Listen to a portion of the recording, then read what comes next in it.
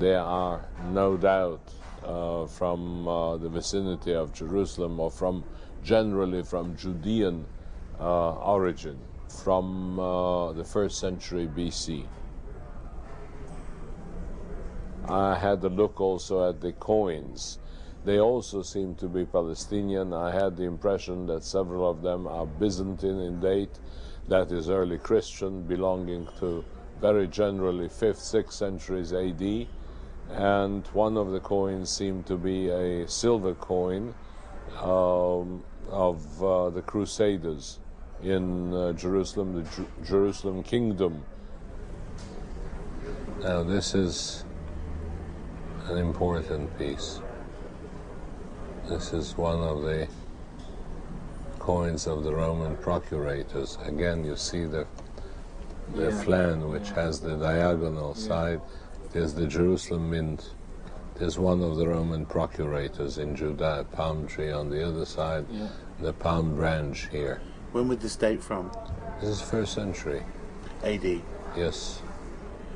It's very interesting. I'm very happy that I saw it with my own eyes. I'm very happy. My impression would be that it could have been either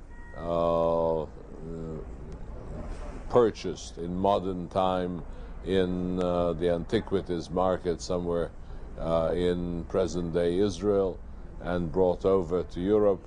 Another possibility is that it was discovered in the past in an unknown way and then transferred to Europe.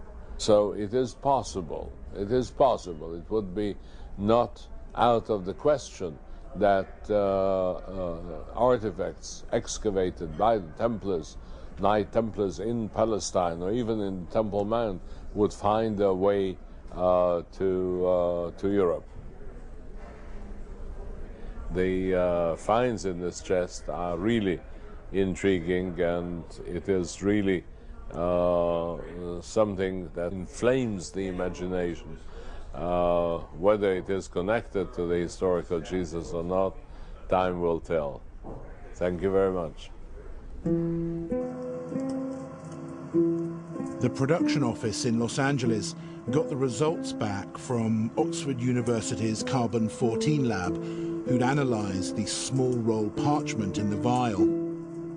There's a 68.2% probability that the parchment dates from between 1440 AD and 1480 AD, and a 95.4% probability that it dates from between 1430 AD and 1520 AD. It's great results. That second line is AURF. Okay, hold on. Hours gold. Ben had managed to translate the text on the far left-hand side of the parchment. It read, "Here you begin to undertake a search for the secret tomb and treasure which I've guarded, and by the act of finding it, you become its guardian."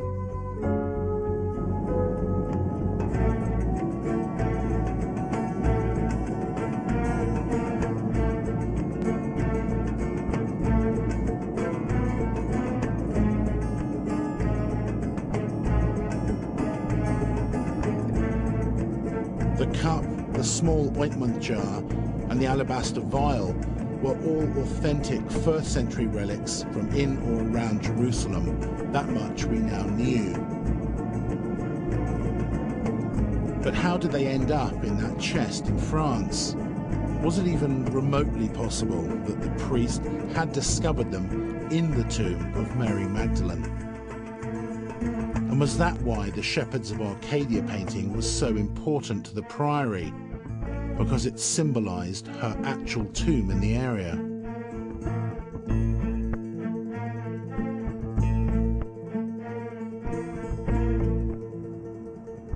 When I got back to France, I called the man from the Priory of Sion to get his take on Ben's discovery. Hello? Hi, Nick, it's Bruce. Hello, Bruce.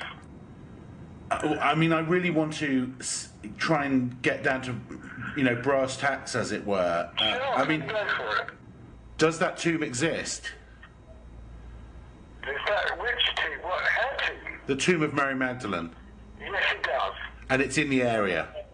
It is in the area. And did he get that from it, do you think? I'm not... I cannot think that he got it from anywhere else. And was it an object of veneration by subsequent sects and orders, etc.? What about the cup? Ditto. Why? Because it would celebrate the marriage. Absolutely. And they would venerate them because it's symbolic of the marriage and the bloodline. Yes. Why us? Why did we get to do this? You have approached this from an entirely different way from any other group, any other individual, any other team, any other inquirers. We're waiting for someone like you to come along.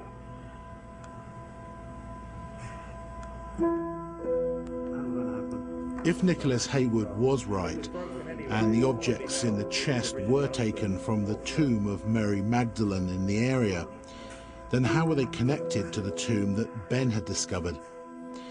According to the priest Saunier, he dug the earth to construct a passage to this Knight Templar tomb in the mountain, where he discovered beautiful things, a treasure and a corpse, the holy secrets and the sacred objects of the Jews. When you look at the images of Ben's tomb and hear the priest's words, you can't help but wonder whether they both stumbled upon the same place. The question is, could that be the remains of Mary Magdalene under the shroud?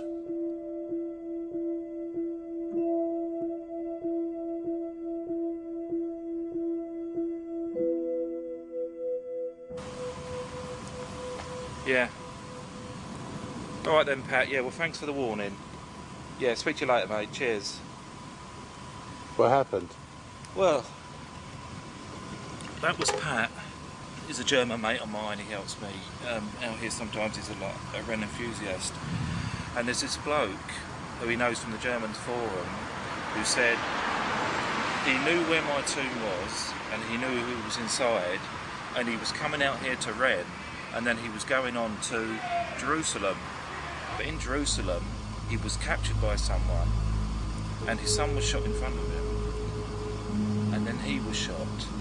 Bloody hell. But he said he knew where my tomb was, so was that why he was shot, or...?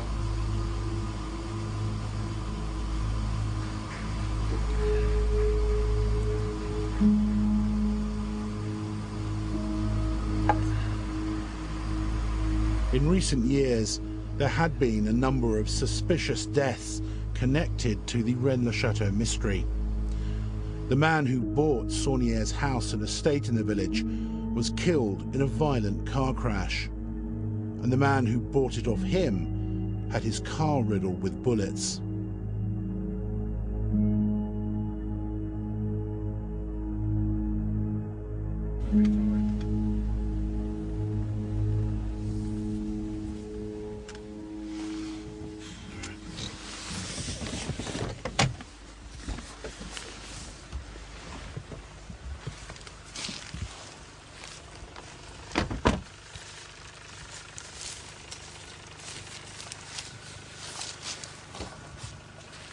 Ben decided to go back to the tomb that night to try and see who or what was down there using a remote camera. And given the news from Jerusalem, he asked the cameraman and I to stand guard outside. Is that everything? That's everything, yeah. Don't need anything else? No. City.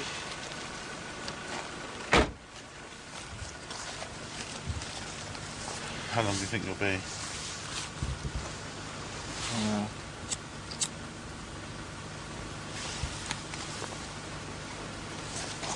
Well, I've got to uncover it all first, dig it all out, the foam and everything. Probably a couple of hours, maybe a little bit longer. Okay. If you wait here, I can find you again then.